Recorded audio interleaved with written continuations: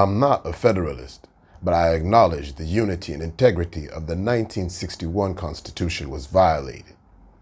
I am not a separatist, but historically in 1961, the Southern Cameroons gained its independence by forming a federal republic of two separate states.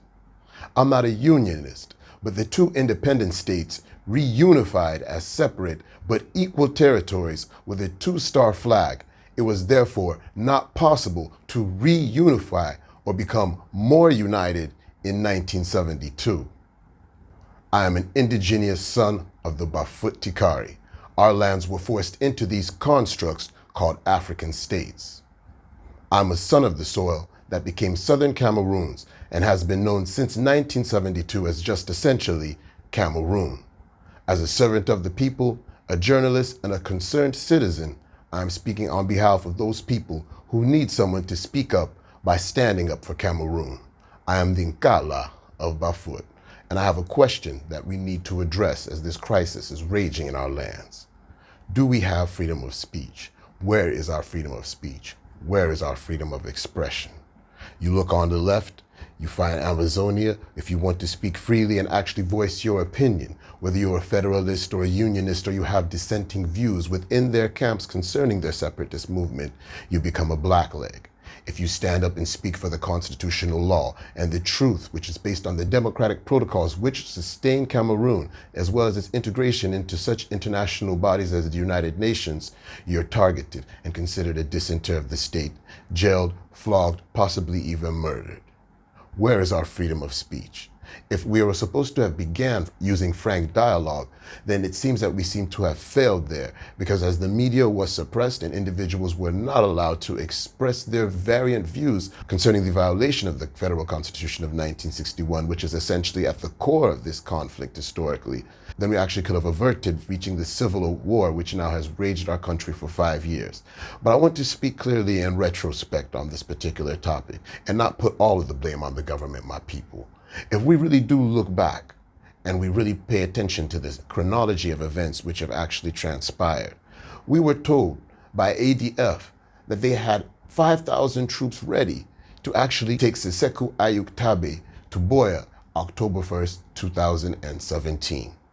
Incidentally, what we saw were civilians come out protesting with peace plants on that day, giving the impression that there had been a nationwide protest in all the districts of the Northwest and Southwest or former South or former Southern Cameroons. But instead, this has been used now with a lot of political propagation to give the impression that all Southern Cameroonians, as far as 8 million people could be concerned, came out and sanctioned and gave their full authority to the Ambazonia movement to lead the separatist insurgency which has raged through the land for 5 years.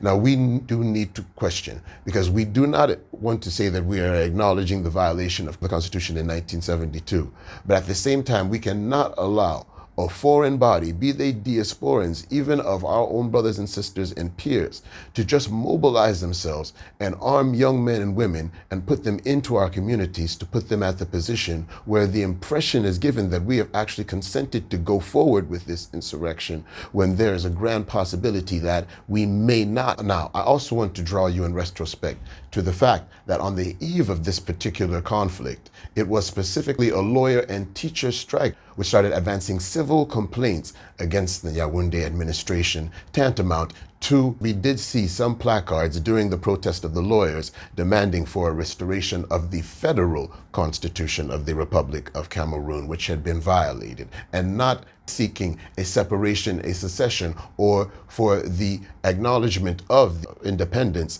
of the former state of Southern Cameroons, styled as an Ambazonia. We have to keep this in clear focus as we are always making these discussions, and always acknowledge that a group did come from overseas as the diasporan community and gained influence in the ongoing consortium discussions and uprising which had occurred leading to the situation in which the administration of Yaoundé was led to assume the civil unrest which was rising was actually an insurgency and full-blown civil war being doctored by such individuals as the barrister Agbobala, who later did come forward very clearly to state that he actually had no intention to lead any separatist movement and instead had inclinations towards the value of the federal constitution being taken into consideration to guarantee the judiciary not be influenced by the dominance of the French judicial system.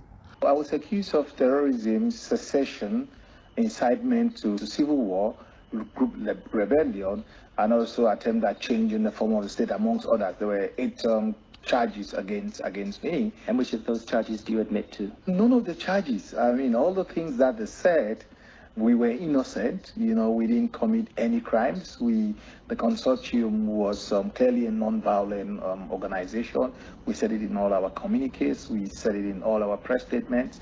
So I think we're arrested because they felt that our leadership quality, we were total in control of what was happening, and our people listened to us. It was more of trying to see how they could kill the movement. What about the charge of calling for secession? Well, we never called for secession. If you read all the communiques from the consortium, we talked about a federation, we talked about a 2-state federation. The consortium had never spoken about independence, restoration, and secession. Until date, that's the same position that we maintained. We were for a federation. We've never been for secession, restoration, or independence. And that's how it started. You know, you even have supporters in the US calling for independence at the UN, calling for a state called Ambazonia. What do you make of that? Independence is a very emotional thing. You know, everybody likes it. But I look at the reality. I'm a realist. You know, I look at the feasibility of having it. I am for a federation that would bring the 2 Cameroons together, the Anglophones and Francophones, to build a stronger country. Because let's be honest, can have unity and diversity.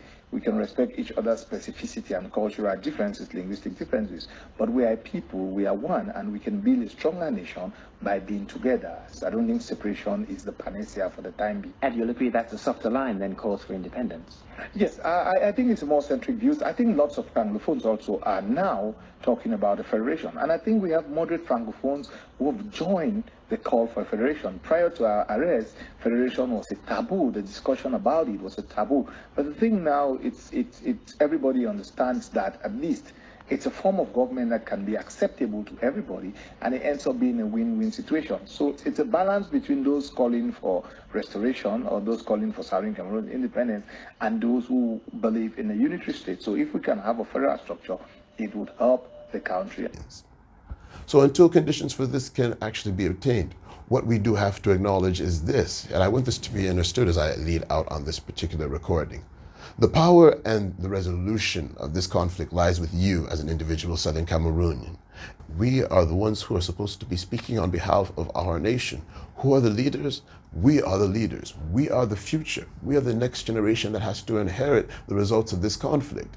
There's no grand organization which is actually spearheading this particular uprising. This was an uprising that actually was inspired by 3 main actions. And if you reflect on them, you'll be reminded there was first a lawyer strike, then a teacher strike, then a general strike of the population led by Bibixi Mancho, who currently is in Kondengi prison. After that, at some juncture, we do see, once again, like I pointed out earlier, the influence of the activists abroad who came into the situation. And now we have it at particular loggerheads where we see individuals abroad steering the conditions here on ground zero through some armed groups, but not paying any concern to the suffering of the masses, with an intention that, as I did point out, was dubiously presented to the masses, which we had been told as early as 2017, October 1st specifically, Seseku Ayutabe was going to have been led into Boya by an ADF force of at least 5,000 troops, which occurred specifically after the population had been misled into believing that after maybe some 900 hours of academics not being respected in just the Northwest and Southwest region, UNESCO, as some United Nations departmental body, would therefore disregard all of the academic certifications coming out of Cameroon for that particular academic year. Alors, est-ce qu'avec cette crise qui se déroule dans le nord-ouest et le sud-ouest du Cameroun, on n'est pas en train de s'acheminer vers une année blanche? C'est quoi la norme? Après combien d'heures de cours manqués déclare-t-on une année blanche? Karine, l'UNESCO exige 900 heures. Et quand on réalise moins de 70% de ces 900 heures, donc quand il y a un arrêt de cours pendant 300 heures, à peu près 270 heures de cours, c'est à ce moment qu'on peut déclarer une année blanche. Bon, mais pour le moment, on n'en est pas encore là. Parce que quand nous essayons de voir, ça fait à peine... ça n'a pas encore fait 6 semaines. Ça fera 6 semaines à la fin de la semaine prochaine. Parce que ce sera donc une séquence qu'on aura perdue. Mais jusque-là, ce n'est pas encore le cas. Je crois qu'on ne s'achemine pas vers une année blanche. Mais je voudrais ici... Alors l'année blanche, elle concerne tout le Cameroun, elle pourrait concerner tout le pays tout entier, ou alors juste les zones concernées par... C'est ça la gravité de la situation. L'UNESCO souvent déclare l'année blanche pour tout le pays. D'ailleurs, comment ça pourrait être autrement? Ici, par exemple... On va sacrifier 8 régions parce que 2 régions ont... C'est la logique de l'UNESCO. Parce que, comment est-ce que vous pouvez imaginer qu'on passe par exemple le GC ici, les 2 centres de correction ne sont que Bamenda et Boya. Où irait-on corriger l'ordinary level ou l'advanced level qui s'est composé à Yaoundé? Now, just get this. What if the government decides that they'll reduce the time for holiday, that's the 10th holiday, and make it about a month, so that we compensate for time that is wasted? Oui, si la négociation est, quel que soit ce qui va se passer, j'imagine qu'on sera obligé de compenser ces heures. Et que dans ces zones-là, on sera obligé d'aller peut-être jusqu'en fin juin. Parce que les examens doivent commencer en fin mai. Donc on sera obligé de prolonger jusqu'en fin mai pour permettre aux enfants de rattraper leurs heures de cours et que les diplômes soient reconnus au niveau de l'UNESCO. Supprimer par exemple les congés du deuxième trimestre, les congés de ne pas supprimer les congés. Ne pas supprimer les congés. Il faut remarquer que le 3e trimestre a tout au plus 10 jours effectifs de cours. Alors, si on ramène un mois au 3e trimestre, après qu'ils ont passé leur congé de Pâques, il n'y aura pas de problème. Quitte à ce qu'on y aille avec des examens à double vitesse, puisque de ce côté, les enfants fréquentent normalement, ils peuvent passer leur examen au mois de mai ou au mois de juin. I'm sorry to come to this, that whether UNESCO accepts or rejects certificates signed in Cameroon, it depends on how the children have to use those certificates. It may be when you're going out of Cameroon, they may recognize it, but if it's by the government, it's used by the government, they can recognize it and it goes there. Non, le diplôme s'arrête pas seulement pour nous, tel que vous le reconnaissez avec moi. Hein? C'est des diplômes qui sont appelés à sortir. C'est l'UNESCO qui valide les diplômes. Nous ne pouvons pas avoir des diplômes en interne. C'est l'UNESCO qui valide les diplômes, quel que soit le pays où on se retrouve. Alors, qu'est-ce que vous allez faire d'un diplôme qui a été obtenu ici, sans avoir passé les 900 heures, si vous êtes appelé à vous expatrier pour aller continuer vos études ailleurs, étant entendu qu'on ne les a pas reconnus? Vous voyez bien que nous nous acheminons vers un rattrapage obligatoire, au cas où la situation revenait à la normale. Nous le souhaitons tous que cette situation revienne à la normale. Monsieur Paul Ombiono, merci. Now, this was one of the biggest farces which we did see staged, with somehow the complicity of CRTV making some mentions of it through some individual by the name of Mr. Ombiono Paul. Putting all of that on the table, we have so many reasons to suspect that this particular situation, in its calculation, having to be led with false premises, is never actually going to achieve the dream of those individuals who seem to somehow have thrown the whole situation together arbitrarily based on their own self-interest. We have to start to reason together, my people. We have to start looking at the situation with the civil society. We have to start using our freedom of expression, my people, because that is the only way that our true voices are going to be heard. It's important at this particular point that the Yaoundé administration acknowledges that the only way the situation is going to be solved is by allowing the truth to be spoken, is by allowing individuals to engage frankly in looking at the root cause of this conflict and coming to some type of an amicable solution and resolution through a proposal that can at last bring all of the parties together to reason as the individuals who originally formulated this country as a pact in 1961 intended, that it would guarantee the autonomy of both the British and French colonial heritage and the ethnic groups which had been derived under it. to live together in a union as a fatherland under peace, working together.